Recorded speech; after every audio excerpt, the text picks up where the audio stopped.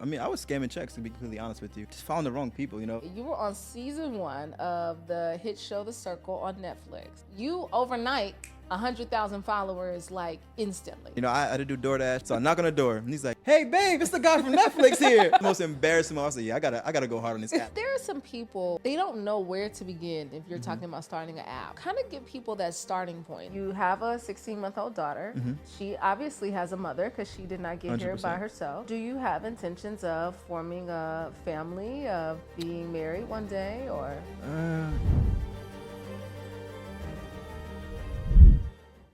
Welcome to Vault Empowers Talk. So we don't just scratch the surface. We dive deep into the lives of some of the world's most influential change makers, and today is no different. I'm your host, Brandy Harvey. But before I introduce my guest for the day, I need you to go ahead and do me a favor. Go ahead and hit that subscribe button so you never miss your daily dose of inspiration and motivation. But I got a really great guest here, and I'm so excited to introduce him. Antonio Depina is a former professional basketball player and tech founder. As the creator of the Overseas Basketball Connection app, Antonio helps basketball players connect with teams around the world using an agent. Motivated to change Africa and bring African basketball to the world, Depina has created the Africa Next League and the Scoutz app, a virtual sports agency. Realizing it was taking too long to get a cab, Antonio created Zoomly, an e-hailing transportation app in Cape Verde. He's been seen on season 1 of The Circle on Netflix. He's been featured in Forbes 30 Under 30, Black Enterprise's 40 Under 40, and recognized as one of the 100 most influential leaders in Africa. Antonio only starts companies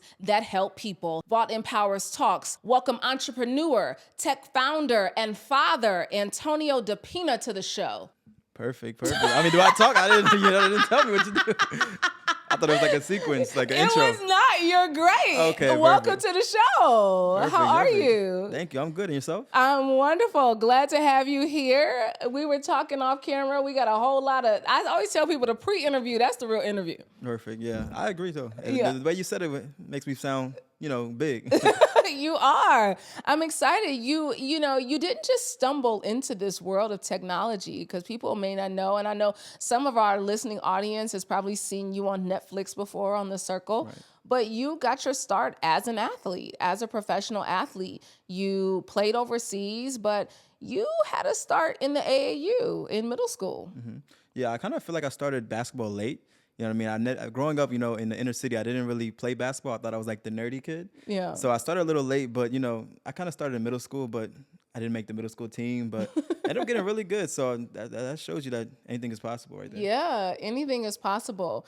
Entrepreneurship has really been in your blood since you were a kid, because when you were starting at AAU basketball, you had to pay for some fees. So you were helping your mom out by selling candy and candy bars and all the things. 100%. Yeah. So, I mean, to start it off, my mother and my father are both born in Africa. Mother was born in Liberia. My father was born in Cape Verde. So if anybody has like immigrant parents, like how tough they are on you, what I mean? They're not going to baby you. So in order to pay for my AAU fees, I had to go and sell candy, do little things door to door. But it was scary for me. I was like 12 years old. My mother couldn't afford sneakers and the AAU fees, so I kind of had to get it out the mud, and it worked. You know what I mean? I remember the first thing I saw was a pack of Starburst, and it was to my friend, and I was like kind of nervous, like, "Do you want to buy this?" And he was like, "Heck yeah, I want to buy it." So I was like, "Oh, I can really do this." So I started selling to the whole school, and it was amazing. Like, just broke that fear, and I was like, "Oh, I can really sell candy." So it was cool. You broke the fear, and so you said you started basketball late, but starting basketball late didn't stop you, because you got a scholarship. You went to a PWI. Where'd you go to school? I ended up getting a scholarship to a D2 school called Kutztown University. It's in Kutztown, Pennsylvania. It's like middle of nowhere-ish. Yeah, I've never heard it. It sounds like it's in the middle. Kutztown, right? Like, where's that? But no, it was good. It gave me that first PWI experience before I went to Lincoln University. So that HBCU experience was completely different. Oh, I bet, because you kind of found your way in a little trouble at that PWI. You was Atlanta's home to the scammers, but you had you a little run in up in Kutztown. Yeah, what were you 100%. doing? So I mean, I was scamming checks, to be completely honest with you. Just following the wrong people. As I look back, I was having a conversation with my friend the other day. I just turned 29 2 weeks ago, so I feel like I'm old and I can look back now. And I was young and dumb. I was 18 years old in college, found the wrong people, Yeah. and just doing whatever I could to get money. Didn't even need the money. I was on scholarship. I just was doing dumb things because the guy to my right was doing it, the guy to my left was doing it, so it was cool. Yeah. But an HBCU gave you a shot after the PWI let you go. 100%. They give you a shot. So you go to Lincoln University and you take your talents there, which Yep. opened the door for you. 100%. Yeah, I ended up going to Lincoln University. Coach Hill, great guy, one of my mentors, gave me a chance. A man can only give you an opportunity. So he gave me an opportunity at HBCU, Lincoln University, and I'm forever grateful for it. It kind of changed my whole mindset, you know what I mean? Because I was running to that financial aid office every day, the HBCU life, I like to say. But it molds you into a grown-up real early. Yeah, I can only imagine yeah. people freshman year going to HBCUs, like 18 years old, having to do everything for themselves. So it molded me. It made me a better person, better man, better basketball player also. Yeah. A better basketball player. It takes you internationally. Was that the goal, to play internationally, or did you have those NBA dreams to play in the States? I think every basketball player wants to play in the NBA. Yeah. Like, I just feel like that. Yeah. But yeah, me, I wanted to play overseas. Like that European experience. Never been anywhere. I'm from Wilmington, Delaware. I've never been anywhere. Probably the farthest I went was, I think I went to Vegas for like an AU tournament when I was 18, but never left the country. So getting that first, opportunity to play overseas was amazing. I'm in Barcelona. Like Yeah. none of my friends are here. So it was coming from the city, going to Yeah. Barcelona, going to Madrid and these things just to play basketball. Who wouldn't want to do that? So it was Yeah. amazing to me.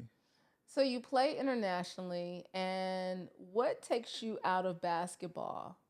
Yeah, so I ended up playing a short stint. So I played in Portugal and I played in Spain. Then I came home and I was like, what's next? I mean, Yeah. I'm 22, I was 23 at the time. What's next? What am I going to do? I'm sitting here in Delaware. The world has passed me by. What am I going to do next? So I got into a little real estate. Now I wanted to be a little entrepreneur. My mother's an entrepreneur. So she said, yo, just do something. And I tried to do real estate. For the first 6 months, I didn't make $1. I didn't make any money. So I tell every new entrepreneur, like, if you're going to start a business, just know what you're getting yourself into. Because Yeah. it's not guaranteed you're going to make Yeah, anything. yeah, You know what I mean? yeah, We all have yeah. friends that are entrepreneurs. It's like, it gets hard. You know what I Yeah. mean? So 6 months, I got a good taste of it. Told myself I wasn't going to quit. I'm big on, if you start something, you got to finish it. So I ended up getting really good at it, just hustling, grinding it out. And then it took me to when I got into the circle. That's kind of when I started shifting into trying to do something I love. Ooh, The Circle. Yeah. Okay, you were on season 1 of the hit show The Circle on Netflix. Right. And that was a real game changer for you. 100%. Yeah. 100%. Did you watch it? I did. It you was like during the it? pandemic. It was. I only got through a little bit. I'm going to be honest. To be honest, I don't even really like the show. Yeah, it I'm going to be was- honest. it Sorry, was- Netflix. I'm I sorry. watched it. I watched it, but I couldn't get through the full season. I was just Me like, neither. okay, that's not, you didn't. Trust me, I was off like the first, I think it was 4 episodes in, I got Yeah. voted off. But Yeah. it was a great experience. Like, Yeah. Netflix budget is ridiculous. Like, anything you need, they'll get for you. It can be anything. Like, Brandy, anything. Like, I could say, like, I'm in a Subway, sliced pickles, 3 cheese, whatever. There's no Subway in the city, but they'll somehow go get a Subway sandwich for you. That type of... Okay, so Yeah. because there's some people who probably did not watch the show The Circle. You guys are brought into this home, Right. into an apartment, almost like an apartment building. Yeah. So the Yeah. show is kind of backs off like Big Brother. So you're brought into an apartment building. The whole goal of the show is to be the most popular person on the show.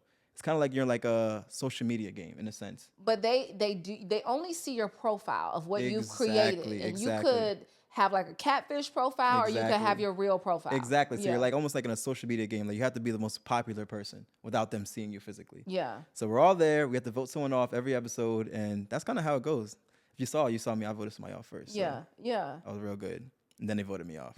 It was Because over. they didn't think you were who you said you were. Exactly. Yeah. Exactly. I don't know. It is what it is, but it was a fun experience overall. Yeah. though. Okay, so you do this, and what's so interesting about it? Because I think so many of our listeners who are watching, they're like, they have these aspirations of being influencers. They have these aspirations of building followers. And you said that when you were on the show, you overnight 100,000 followers like instantly. Yeah, 100%. I mean, Yeah. that whole, like I tell people I lived 3 lives. Like I lived the pro basketball life. I was on reality TV, and then I was an entrepreneur. So I tell people I lived 3 lives. Like Yeah. God bless me. Yeah. But when they say like that reality TV life is real, like it's really real. Like you'll become famous from reality TV overnight. You know what I mean? Yeah. It's really a real thing. So I experienced that overnight. Woke up, it was like all on my phone. I'm like, what is going on? I remember I was doing a DoorDash one time because I had to. I love this story. Please Okay. tell it. Yeah. I was doing DoorDash because, as you know, like Netflix, they didn't really. It's not like you're getting rich off of it. Because you So said you got you $1,500. get $1,500 up front and $1,500 when the show comes out. So all y'all thinking that y'all about to get rich off these shows. It's Just not know. real. Yeah. You can get little influencer deals, but it wasn't like I was. Like I said, I'm Yeah. not getting rich off. I still got Yeah. to pay my bills. And there's no shame in it. You know, I had to do DoorDash. I was doing DoorDash, jugging, trying to do it because I wanted to create the app for the Yeah. Overseas Connection. And I go on the door, I knock on the door. Some guy comes to the door. I think I'm delivering Popeyes or something crazy. So I knock on the door, and he's like, looking at me. I'm like, here's your food. Take it. He's just looking at me. He's like, hey, babe, it's the guy from Netflix here. And I'm like, yo, like, just take your food. Leave me alone. Like, it was the most embarrassing moment. I was like, yeah, I gotta go hard on this app. I gotta figure something out. I can't do this for the next year. It was horrible. But it was like, it was embarrassing, but it was like, I'm not scared to do those things to get to where I need to go. Yeah. Some people are scared. Like, they wouldn't do it. They feel like they're too cool for school, but there's no like scaredness in trying to make it, if that makes sense. Like, I told my friend he was not trying to do Uber. I'm like, bro, you gotta do what you gotta do, or you're gonna end up doing it anyways. Like, you gotta hustle to get to where you need to go. So that's what I did. So the hustle, the ingenuity, the creativity has really sparked you to dive into the world of tech. I mean, most 100%. athletes are trying to figure out what's next for them. You also had that thought of coming back home, like what's next? And now you found your way in technology. So talk about your first app, because you created your first app in 2020, April of 2020. Yep. I created my first app. It was a great experience. You know, I figured I had to find something I love to do. So I love basketball. I love international basketball. I love traveling. So I said, how can I make something that I love and make money off it? Yeah. So I created it was called Overseas Basketball Connection. It's now called Scoutz, but it's called Overseas Basketball Connection, which was a platform that connected basketball players to pro teams. And that's kind of how I got my start. But the first time I made the app, I hired some guys from India to create the app and platform for me. They ended up scamming me out of $5,000. Like, didn't even make the app. Yeah. So then I had to learn how to make apps and create things by myself. You know, just so I don't get scammed again. So I did like an intense boot. Like, I think it's like a boot class or something like that. But I did it for like a month, and I learned how to code, and I had to create my app myself. Oh, wow. Yeah. So April of 2020, you get this idea to merge your love of basketball and technology together. 100%. And so you create the Scoutz app. Yep. And so this is almost like a virtual sports agency. Exactly. It's a virtual sports agency. That's kind of how I like to mold it. It just connects the athlete and the coaches to kind of automate the sports recruiting scene. So that's in college sports, pro sports, everything. Okay. It's interesting because we just had Damian Wilkins on the show. He's the general manager for Overtime Elite. Right. And so I'm wondering, is there some synergy that can happen? There could be some synergy. Yeah, They're doing some good things at Overtime. Yeah. They're doing a lot of good things. I like what they're doing. So yeah, there's definitely some synergy. So when you're looking at this app and how you've made this, how is it that a player can join this app and now, like, are they being put in front of different coaches? Are they put in front of different scouts? Very similar to, if I want to say, like a LinkedIn. Like, you kind of create a profile, bolster it with your highlights, statistics, things like that. And coaches are able to see you through, he's like it's like AI. I don't know if you're big on AI, but it's like, I am. Like, kind of filters you through like 3 categories, and coaches can see you through that, whether you're high-ranking player or like emerging talent. And so these are college students across the continent. College kids and aspiring pros. They're guys who probably didn't get a chance, so we're helping those guys too. For example, we just got a guy he got signed to play in Spain, never got a chance to play in college because I think his mother was sick. But those type of guys, those type of stories is kind of the reason why I do this, because you got to give everybody an opportunity. So he made the most of it. How old are these people that are mostly on the app? Between the ages of 18 and 30. Okay. Yeah. So it's 30-year-olds still out here saying that they want to get a shot. Some athletes are dreamers. You must say. They're definitely dreamers, but they can make it happen. I never shoot nobody's dream down. They can definitely make it happen. I've seen it. So what are some of the deals that some of the players that are on the platform, what have some been those like big deals that you've gotten? It's never nothing crazy. I'm not talking NBA money, but these guys are getting their chance in like first, second, third division teams in Europe. So I've seen deals as high as $8,000 a month. I've seen deals as low as maybe 2K a month. So it Okay. gets as low as that, but it's been pretty So good. you can make a nice living Yeah, doing what you 100%, love. 100%. Okay. So you start the Scouts app, which is the virtual sports agency. Exactly. But then you move into now you want to create a league, Yeah. a basketball league. You said this is Yeah. not enough. I don't want to just do this agency. I want to now create a league. So Right. how did that come about? Well, my mother and father, they always told me, you always have to go back some way. My mother, like I said, mother's from Liberia. My father's from Cape Verde. But they said you have to go back. You know what I mean? So I was like, you know what? I want to do a league. Where do I do it at? Liberia or Cape Verde? So it was between the two. Liberia was a little less developed, and Cape Verde was is if you don't know Cape Verde, it's 10 islands, kind of close to, it's like a Portugal influence because they was colonized by the Portuguese. And they're a little more advanced, you know what I mean? It's one of the safest places to go in Africa. I'm about to put you on. It's one of the safest places to go in Africa. So is it it's like comparable to like South Africa as far as like industry or? In a sense, I usually call it, like when I tell people that about it, I tell it's like the Hawaii of Africa. Like it's Okay. like tropical, beautiful beaches, Yeah. palm trees everywhere. The technology is going good. There's a lot of young entrepreneurs there that are making their waves in the industries they're in. But not like South Africa. South Africa's a little More advanced on the top, like South Yeah. Africa, Nigeria, are like pretty much on the top. But to be a island away from mainland Africa, Yeah. they're doing pretty good. Yeah. So you start this league, and what was really the goal behind it? Oh man, I wanted to create more opportunities for people. You know what I mean? It was a stretch because I had to put all my money up for it. So it was like, hope you know what you're getting yourself into, Antonio. You know what I mean? Yeah. My father, he's a great dad, great person, but he told me like, yo, if you go back to Cape Verde, you gotta know what you're getting yourself into. He told me people were gonna steal my money. He told me like, because when you're doing business in Africa, you gotta understand like, if you're not physically there, those things can happen. People can steal your money. Yeah. You can get Yeah. scammed. Yeah. You can get robbed. Like it just is what it Just like is. anywhere though. Yeah, no, just like anywhere. But Yeah. it's even more in Africa because if you're not physically there, people will take advantage. Yeah. You know what I mean? You're coming from a place where it's like more so have-nots. So Yeah. they're gonna take advantage. So I had to know what I got myself into. And I made the most of it. I created that league and it's still going today. Okay, so what can we see when we look at this Africa Next League? You can see a league that kind of puts in the forefront African talent. So it's a mixture of, we have like USA import players, we call them, like USA players who fly into Cape Verde. It's like most of them, it's their first experience of Africa. Okay. So it's actually good. I'm actually giving them their first taste of wow. the African Okay. experience. But the rest of them is mainly African players. Just giving them an opportunity to show their skills and show that Africa got talent. That's kind of what we made it called, like Africa Next League. And just show them to the scouts, to the coaches, colleges that, there is talent here and you guys should come see it. Yeah. Are there people in the next league, the Africa Next League, that have aspirations of coming to play in the NBA here in the States? Yep. Yeah, there's definitely. There's some young guys who are really good too. I'm trying to make that pipeline. Yeah. But it's definitely a source there. It's a challenge though. It's can always imagine. a challenge. Yeah. Yeah. Yeah. What do you think is people's biggest challenge when they look at the talent in Africa?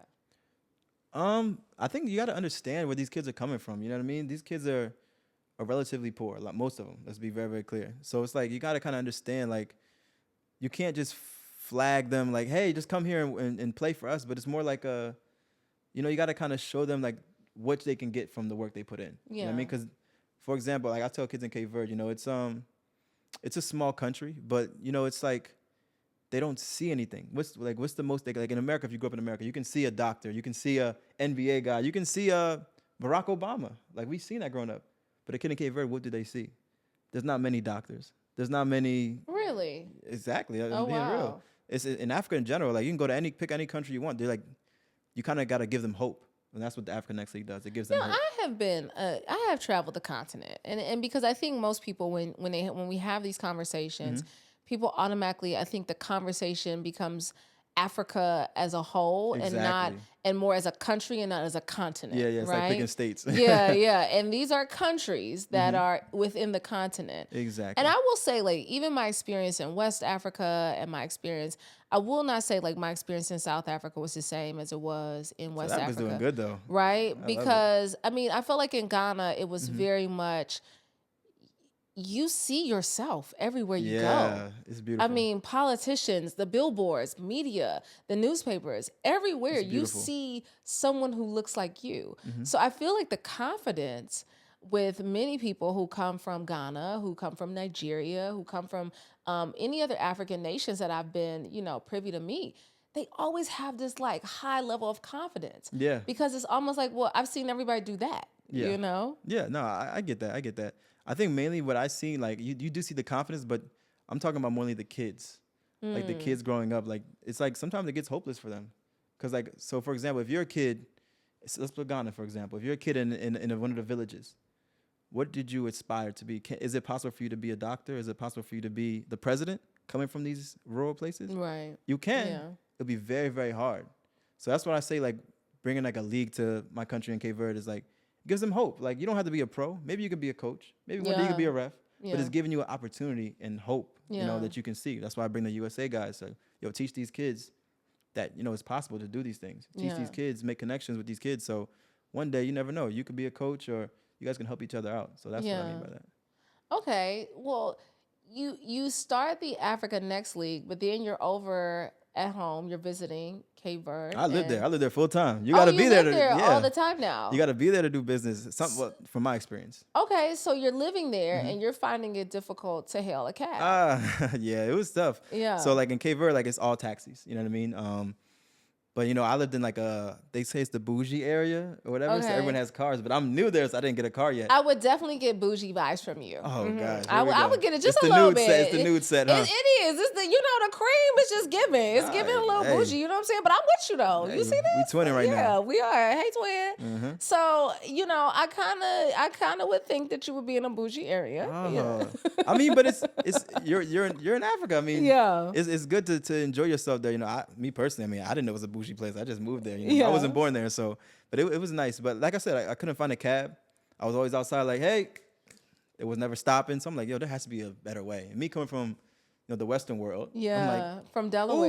Uber. Yeah, I'm like Uber. Let's do Uber. Yeah. So I created Zoomly, which is like a carbon copy of Uber. So how is that? How is that doing? Did you experience some pushback with that? Oh my gosh, it's the same thing Uber. Like I had Yeah. taxi drivers, taxi associations pissed. Yeah. Like, who is this guy coming here thinking he can do all these things? But like I said, I'm trying to help. You know what I mean? Yeah. Everyone won't agree with you when you're trying to help them. You know what I Yeah. mean? So I'm trying to create this Zoomly thing, and the taxi association's pissed. They're on the news saying that I'm doing something illegal. Same everything that Uber went through. Uber Yeah. had to go through that with Yeah. the taxis in New York Yeah. and San Francisco, but it was just a smaller place. So I'm like, Yeah. I'm kind of scared. It's dangerous out there. So I'm like, well, the taxi, will they post up in my house? Like, what's going on? Like, it was scary, but it ended up working out for them. So how has that been? Because when did you launch this? You've been on like a whirlwind of business launches since 2020. Yeah. I mean, I find a solution. When you come to Africa, there's many solutions that you can fix. So being there, I was like, okay, Zoom, let's do it. But I started this in 2021, I want to say. Oh wow. I want to say 2021. Okay. Yeah, December 2021. Because there are some people who are listening who are like, they don't know where to begin if you're talking about starting an app or you want to launch some piece of technology. Right. And so kind of give people that starting point of where they have to start. Oh, man. To start, I think you have to you have to love what you do. Yeah. So whatever you love, you have to figure out, how can you merge tech into it? I mean, whether you're a therapist, whether you're a coach, like how can tech get involved with what you're doing? And then how can you make money from it? Everyone likes getting paid for what they do. Yeah. So how can you use the tech to make the money? And I think that if you can find those three things, you'll be very successful. That's so easy. You made it, It sound sounded so so easy. easy. You knew Hey. I was coming at that. Hey, That's You- that's the advice I would give myself if I was starting again. Just Yeah. figure it out. I mean, you're gonna have pitfalls. Everything goes up, everything goes down. But if you're committed to it, I truly believe. I tell everybody, if you're really committed to what you're trying to do, you'll figure it out. Like I mean, I'm big on entrepreneurs that figure it out. Like I don't know if you know. I think you had Derek here like a few times. Yeah. Pinky, you Yeah. heard her story? Like yeah, she's gonna be on the show. Yeah. there we this go. year. Like yeah. the fire, like she had to go through things, and Yeah. you're gonna figure it out. It sucks. Yeah. But with God, you're gonna figure it out. It just happens like that. So you're 29 years old though. So old. So old. Getting Girl, old. oh, y'all check him out, y'all. Y'all see this. Listen, 29 years old. And so I have to imagine that there, with all the pitfalls and all the challenges along the way, you've had to rely heavily on faith at Yeah, some point. 100%. So what is that journey and how is it tied into your business life? Yeah, I mean, faith plays a big role. You know what I mean? It's just been tough. You know, when you're starting something that people may not see the vision for, it's always going to be tough. So for me personally, when I first started, I didn't have the money I had today. So like I had to figure it out. So if I never had that faith, like daily telling myself, yo, it's going to get better. It's going to get better. It's going to get better. I wouldn't be here today. Like Yeah. faith would have, if I didn't have faith, I would have been stopped. Yeah. So me having that faith in God, waking up every morning, like, you breathe, it's a new day. I get through it. Yeah. That's how I got here. You get through it. Is there this, because even with you doing business in Africa, right? You didn't always have the best view of Africa. Right. As a person who grew up in the States. Mm-hmm. So how is your mind had to shift in this journey of doing business? Because you said that anybody can be the Jeff Bezos of Africa. 100%. Yeah, I if you that. bring some technology and ingenuity to the continent. 100%. And so how has your mindset had to shift over the years to look at Africa with a different lens? I think you have to go to really see it. You know what I mean? If you don't go, you won't understand what I'm saying. You know what I mean? So you have to physically go. I have my mother and my father born in Africa, raised in Africa. Yeah. They told me growing up that this is how it is. I never went. So I was like, I'm looking at TV. I'm seeing the feed a kid for $1. Even though my parents are African. And when I grew up, it wasn't cool to be African. Yeah. You're getting all everything thrown at you. You know what I mean? So yeah. I had to physically go and see the beauty of it to understand, this is where my mother and father come from.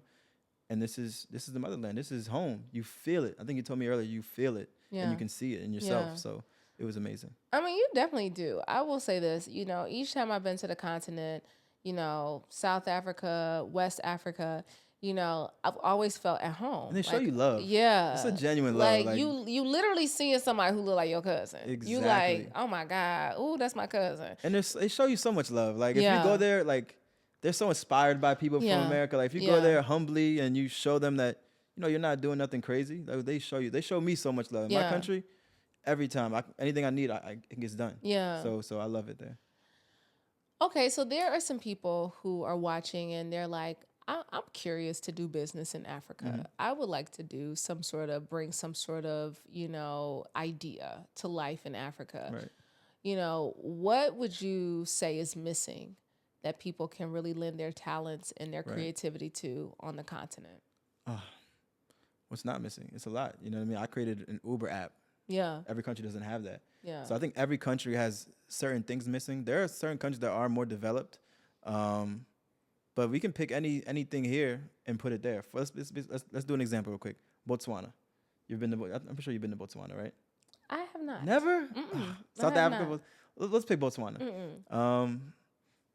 They may not have a delivery service. Like little things like that is what can be missing. Like we see here, it's normal. Things are normal here, like Amazon, eBay. Those countries don't have it. Imagine if you integrated what you know here and just took it there. There are people there. People buy things with credit cards there. What's the difference? You know what I mean? So I think if you can do that, figure out what you love there, or just see what you can see physically in this world, in America, and take it there, you can be successful. Is there like a ban on certain platforms for influencers that aren't monetizing, whether it's like certain socials like TikTok or Snapchat or Instagram? Are certain countries not able to monetize on certain platforms? I never heard of any country. Oh, okay. Then it's more like a China thing, maybe. Oh, okay. But I know there's some influencers in killing it in South Africa, especially. So I don't think so. So where are some of those people where are some of those avenues? Like you give the example of like a rideshare app, but somebody, maybe they don't have the idea to do a rideshare app. Maybe they want to do something. They're great at hair, or they're great at skincare, or they're a clothier, or something like that. What type of advice would you give them? First, you have to go. So you have to physically go. Second, you have to find your market. If you're doing hair, if you're doing nails, if you're doing anything like that, I think you have to actually talk to the people. Figure out what they need, where everything is at, where's the hot spots. And then you go and build. You create. You're a creator at that point. So you have to go and create it. I'm not saying it's going to be easy, because nothing's easy. I made it sound easy, but nothing's easy in life. Yeah. But it's very possible. I know a lot of people from America that moved to Ghana to A create. lot. Yeah, I know, I'm pretty sure Yeah. you've seen A it in Ghana. lot. A lot of Yeah. A people are doing lot. it. A So it's lot. not impossible. So yeah, I think that's what you should do. Okay, but most people, when they think of like, even when we say Ghana, we kind of know the top, these kind of top five, places that, because most people would have never even heard of Cape Verde. Right, They've never 100%. even heard of it. They're today years old. Hey, I was at Forbes 30 to 30. They didn't even hear about it. Like the conference, like they're Africans in Africa. In Africa, they're like, "Where's Cape Verde?" I'm like, "Y'all don't know where Cape Verde is? Like, what's going on?" Wow. So yeah, it's just educating them. So we look at these like kind of top five. We hear about Ghana, we hear about Nigeria, we hear about South Africa, we hear about Kenya, and they become even hot spots to travel to. Yeah. Because December is like a hot spot in Ghana. You been in December? I have not been. I have been in December. I have been in December, but I haven't been to like the parties, Afrochella type vibe yeah. things. I definitely feel like They're I need killing to it. go. Yeah. So, but outside of that, people may not be aware that there's a whole continent of countries that can find some sort of tech service. Yeah, 100%. I mean, I've only been to a few. Like I think I've been to Botswana, South Africa, Cape Verde, Kenya. But yeah, I mean, there's so much to do. Like I can't even imagine the countries that are in the development stages. Yeah. Like just so much things they need. Like somebody needs to go help them. I can't help everybody. You can't help everybody. But there are people probably gonna watch this that, you know what, I can go to Kenya and create something. Yeah. So if you can see it in your head, you can do it. I'm telling people, like, I was at the Forbes conference telling people, like, you guys have to, because it was all people from the under 30 list from America that flew to Africa to do it. So to do the conference, so it was in these Botswana. were not all people from the continent who were These are people selected. in America. There's different 30 under 30 lists. There's an Okay. African one, there's a Europe one, USA one. And everyone, they had the whole conference was in Botswana, I think last year. So everyone's there from America, Europe, and I'm telling them, like, just create something here. The new AI companies you guys are thinking of, whatever you can think of, fintech, created in Africa, because there are billions of people in Africa. I think, and they said, like, in the next 10 years, I think there's going to be more people in Africa than anywhere in the world. So if you can think about how much people are going to be there and how technology is growing, the buying power there, create something now. You can be the next Amazon. You can be the next Jeff Bezos, like I said, because it's there. The people are there. What's next for you? What's on your horizon? I want to continue to do Scoutz. I mean, it's my passion. It's one of my first companies I created. Right now we're raising money for it, raising $3.5 million. And after I'm done with that, I just want to just create. I'm a creator for the rest of my life. Yeah. I feel like every entrepreneur is a creator. Yeah. So I want to get back to the content and just create more things. Creating the content. What's one area of content that you're focused on outside of the app? My personal brand, like just creating something for me. I'm so deep into like being an entrepreneur that sometimes I forget that I'm a little brand myself. So like I just be forgetting it. So I kind of want to dive into just me. Like, what do people need to know about me? Everybody may not know my story or me selling candy or how I grew up. Yeah, So, you don't really do a lot of interviews. Yeah. Haven't really seen a lot of interviews on you, even as I researched you. Mm-hmm. So I think that it is really important that people do hear your story because you are so young. Don't say that. I feel like I'm old. What is young?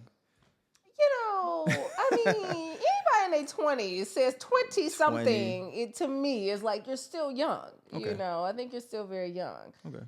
But I think that you give people when you tell your story because I think, and I've said this in previous interviews, we're really good at seeing the glory of people, right? Yeah. And how, when they get the accolades and they get 30 under 30 and they get 40 under 40, Right. All those are very, prestigious titles to have. Right. But most people don't know the road that you've traveled to get to those places. Yeah, definitely. It's definitely tough. Definitely tough. You know what I mean? Just even though I think that the early years really what mold you, like when you're growing up. But yeah, that was a tough road. I don't advise anyone to be entrepreneurs sometimes. Like I'll be talking to my friends, I'm like, you sure you want to do this? Because it's not easy. I'm pretty sure like it's not an easy thing.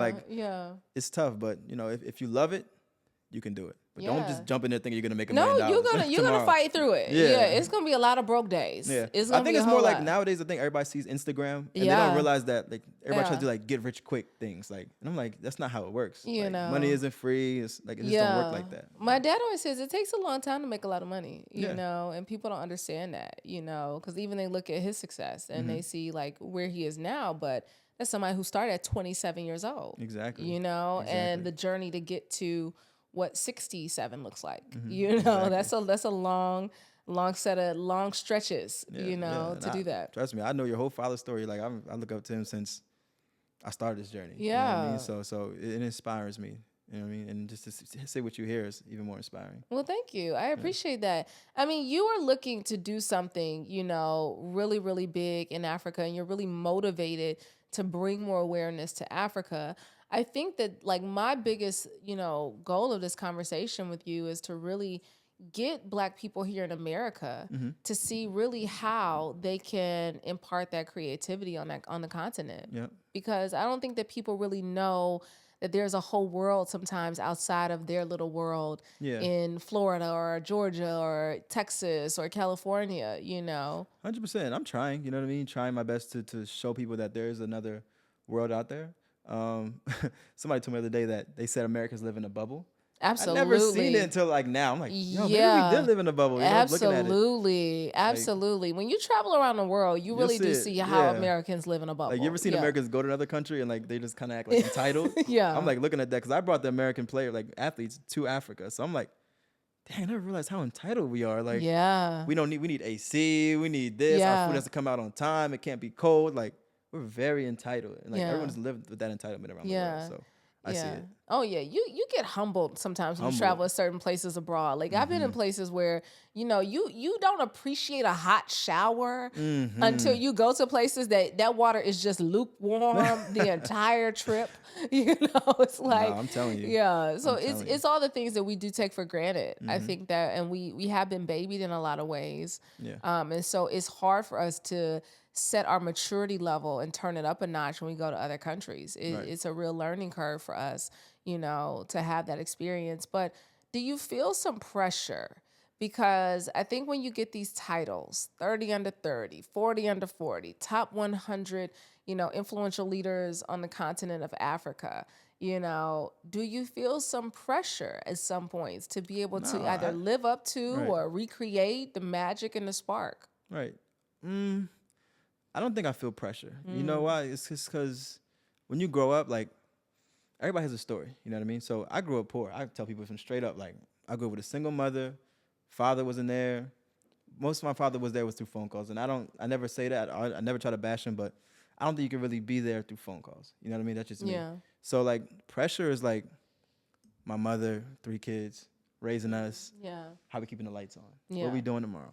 Yeah. Rent. That's pressure. Me, I don't feel pressure. I'm just building. I'm just being a creator. So I don't think it's really, really pressure for me, if that makes sense. No pressure. None. It's easy. These lists don't. I don't try to get on these lists. I swear to God, I literally don't. I don't submit no app. No, like people nominated me, and I'm grateful for that, and I'm super blessed. So, but like I never really tried to get on the list. Okay, yeah. I think that's a good thing that people need to hear, because I think what you have said in one of your previous interviews was that, what the list has done is giving you more eyes onto the work that you're doing in technology. So now you have more people who are kind of have this vested interest in your platforms. Yep, exactly. Those lists are good. I mean, I made 30 under 30 lists, and people are like, yo, man, I dreamed to be on these lists. 40 under 40 for Black Enterprise. Oh, man, I dreamed to do it, but I don't think of it because I don't try to be on the list. Yeah. All of it is a blessing. I never take anything for granted, but I literally don't try to be on the list. Yeah. You know what I mean? I tell guys, like, don't worry about it, because there are some pretty people doing some amazing things that aren't on these lists. Yeah. You know what I mean? So don't really focus too much on the list. I tell guys, focus on building and creating, because what would you rather have, the list or the money? Let's be honest. Yeah. Like, would you want millions of dollars? Do you want to be, do you really want to create something that people are going to use, or just be on a list? Because it could stop right here. Yeah. So you got to keep it going. Yeah. You're not driven by the list. So what is driving you? You're a recent father. You have a 18-month-old. How many? 16-month-old. Yeah, she's 16. You have a daughter. And when we were talking off camera, you said, now you're really focused on that world that you're shaping for her and what she gets to see, because now that's at the forefront of your mind. Yeah. Parenthood is challenging. You said it was hard. You said whoever said it was easy. People without kids say it's easy. I thought it was easy when I didn't have a kid, but now I'm like, yo, this is really a challenge. Like, I'm an entrepreneur and I'm a dad. Like, this is literally a whole nother job. Yeah. But, being a dad is a blessing. I don't take that for granted at all. When she wakes up, she's smiling, she's happy. and she's living a great life right now. And I just want her one day to just sit back and be like, yo, I'm really proud of my dad. Yeah. Cause it's not easy. I have to travel a lot. Yeah. I'm not with her all the time. Yeah. Just trying to create a better life for her, and I want her one day, like, that'll make my whole life. Like, if my daughter gets to be 18 or older and just says, you know what, Dad, I'm just proud of you. Like, you really put your all into this, Yeah. and I'm bearing the fruits of your labor. Yeah. So We recently had Derek Hayes on the show, and you mentioned him earlier, and he talked about experiencing father guilt. Do you feel that sometimes with being away and not being able to be present all the time the way you want to? you definitely feel a sense of father guilt. It's really a real thing. So what he's expressing is, it's a real thing. Like the other week I had to go. I think I left the mother of my daughter and my daughter. They were in Cape Verde, and I had to fly to America. I had to go to Canada. I had to do a bunch of different things. And I'm like, at the end of the day, I'm like looking at my phone. I'm like, damn, I miss my baby girl. Yeah. So you feel kind of guilty that you can't really be there all the time, 100% of the time. But then it's like what do you want? Do you want to be there 100% of the time, or do you want to provide the life that you wish you had, for her? So you kind of got to choose. It's a sacrifice. If anybody tells you it's easy and they're not like feeling it, they're lying. It's really a sacrifice. So I put that in the back of my head and I just go. Yeah. Sacrifice. What's the biggest thing you feel like you've had to sacrifice in this journey of creating these multiple companies? Because you didn't just create one company. You've done multiple companies along the way. And so what do you think has been the biggest sacrifice you've had to make? Time away from your family and your friends. You know what I mean? When I was building the league in Africa, one of my best friends died. And I couldn't even go to the funeral. Because it was either like, you had to be there for this.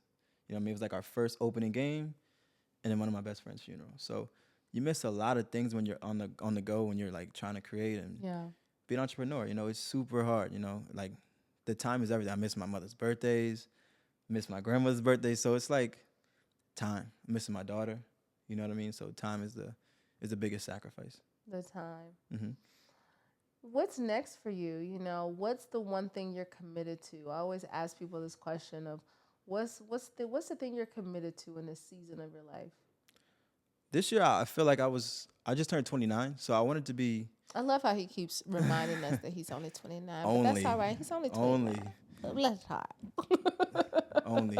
But I want to go into the season like I want to be a better me, a better man, a better father, better son, better friend.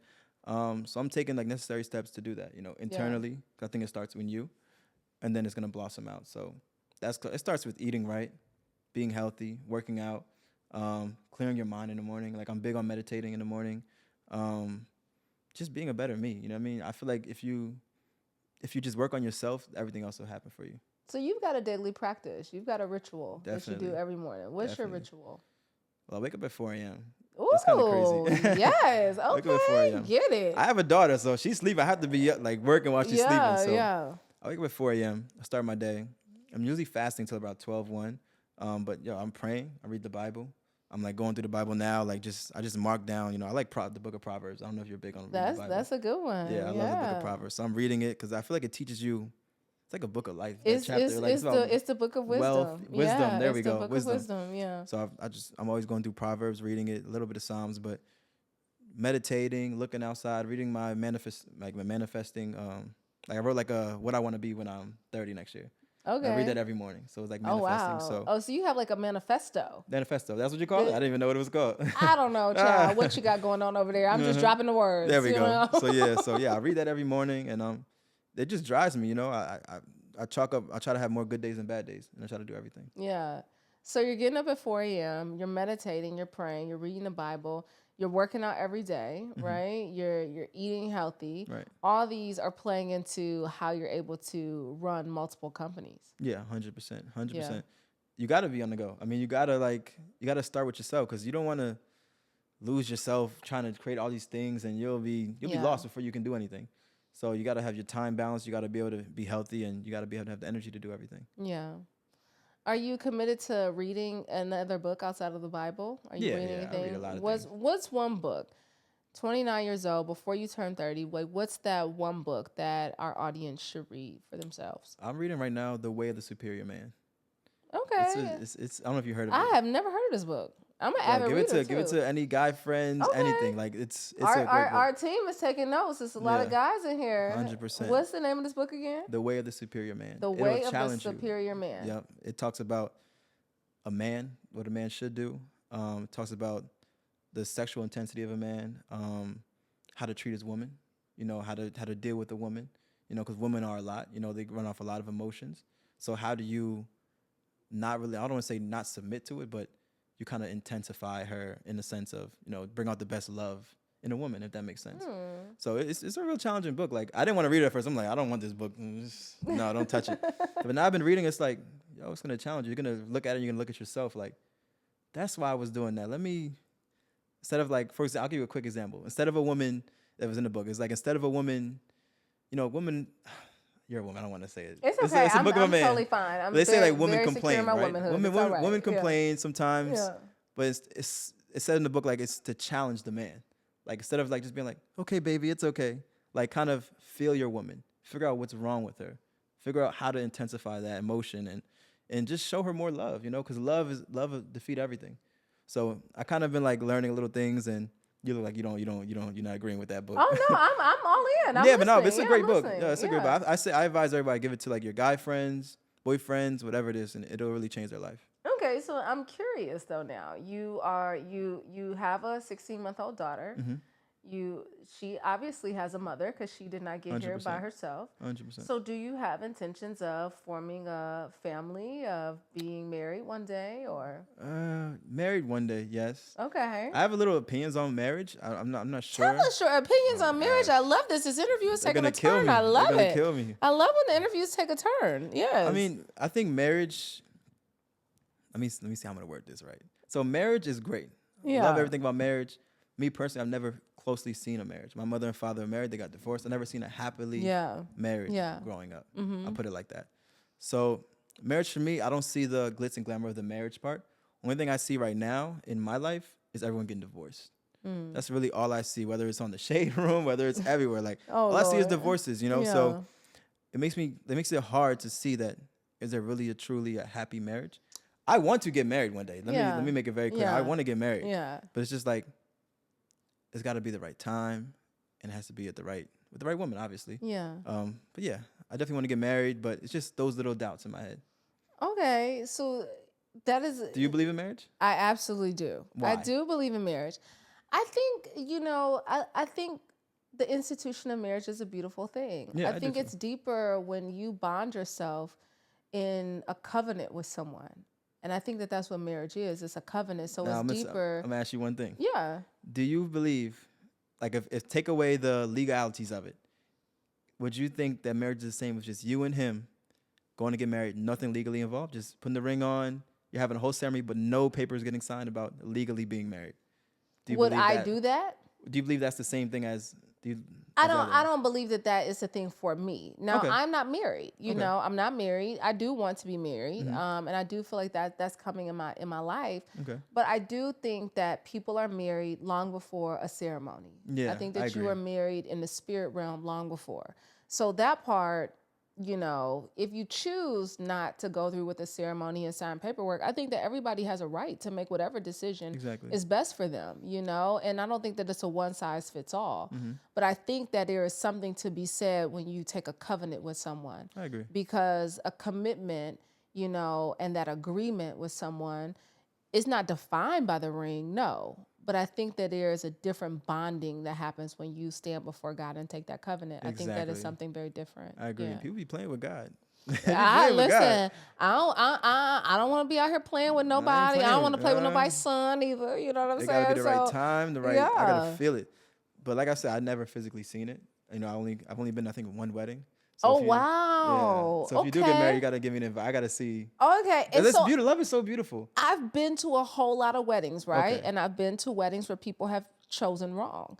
Okay. People choose wrong, but then here's the beauty in that. They get to choose again. It's beautiful. And I think that that's the power in what we get to do. God gives us the power to choose, and then we get to choose again. And I think that we don't give ourselves enough grace, and we kind of attach ourselves in seasons to people that may not be for a lifetime. They may just be for the season. They just may be for a moment. And sometimes we just choose wrong. or we choose out of desperation, or we choose out of limitations, or we You also choose. can outgrow people. You Absolutely. can outgrow people. But I think that that's what the love is, right? The love is saying, I'm choosing to grow with you, that there's enough love in me, that there's enough love in you, that we're choosing to grow with each other. Right. You know, and I only asked that question about marriages because you have a daughter. And so there, to me, says that you guys are together and y'all have a family unit. I was just curious as to, is that something in this superior man journey that is saying, you know, we should, you know, make this a covenant bond and, you know, tie the knot. One day. I want to get married. It's just about when is it right? Oh, Lord. Doubts. Yeah. I think it's just my generation. I don't know. Yeah. Like, we just be like, you are a risk taker. You know that, right? I know. You are I want to get huge married. risk I taker. really want to get married. 'Cause it's so beautiful. Like, love is beautiful. Yeah. Marriages, the ceremony, everything is just so beautiful. And then spending your life with somebody, knowing they have your back, is amazing. Yeah. You know what I mean? So I'm definitely gonna get married. I'm gonna put it like that. Whatever is right for you, and you'll know when the time is right. And so there, you know, on my end, I don't want you to feel like this interview is any pressure for that, because it is You give me not. the pressure, see? It's not. It is not. I want y'all to know there's no pressure on this man to make any decisions. I want you to make what's right and what's best for you. 100%. You know, but I also know that there is a beauty when we take covenant with someone. You know, and I think that is a beauty that I hope to find, and I know I'm going to find it one day. You know, No, you will. Yeah, You yeah. will.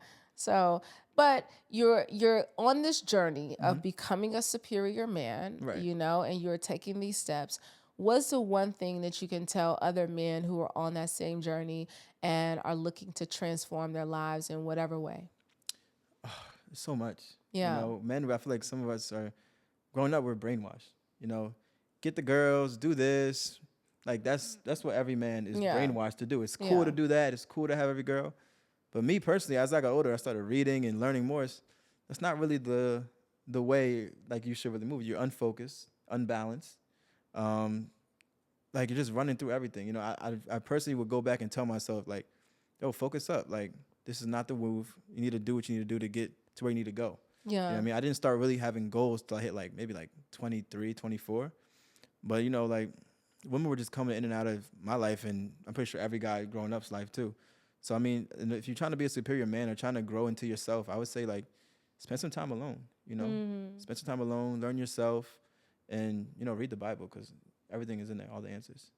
Oh, look at you. Check you out. Come on. I'm a little old now. Oh, come on, superior man reading this Bible. Okay, I love that. I love that. Yeah, I think that's very sound, because I think there is a lack of focus. I think because we have so many distractions in our lives. We have so many distractions because of the phone and all the options that we think we have out here. And, you know, you have removed the distractions. You've created multiple businesses for yourself. And I think that you're proof that it really is happening for people if they have some intention about it. 100%. Yeah. And it's not easy. You know, I'll tell you that. I'll keep saying it. It's not easy. So anybody watching, don't think you're just going to go and just try to do it. But I'm telling you, if you really stick the time down and really work on it, and you're doing something you love, you can do it. If you want to make $10 million, you can do it if it's something you love. Like, you're not going to feel like it's work, and it's just going to flow. Yeah. As we close out this interview, Antonio, one word that is defining this season of your life. Resilience. Resilience, for sure. Resilience. Why resilience? Life is just trying to punch me, and I'm fighting back. I'm resilient, you know? Yeah. You know, like, last year was a tough year for me. Like, everything wasn't working. But I was fighting life. You know, you just got to get in the ring. You're going to take hits. You're going to hit back. But it's a winning year now, and I was resilient. I love that. I have enjoyed our conversation. You took me through all the highs and lows. I didn't even know we was gonna go in some of these places. Listen, we took some turns. Listen, I appreciate it. Marriage and everything. Listen, a superior man. We did all the things. So look, I'm excited. I'm excited for what's to come for you and all your technology, how you are moving and creating and innovating on the continent of Africa, and you are leading the way for other people to do the same thing. Definitely. So I'm very excited. Thank you for sitting down with me. No, thank you. Thank you for having me. You know, the opportunity is everything, and I really, really appreciate it. Amen. Vault Empowers Talks. It was another good one. I'm your host, Brandy Harvey. Until next time, eat well, give a damn, move your body every single day. Peace.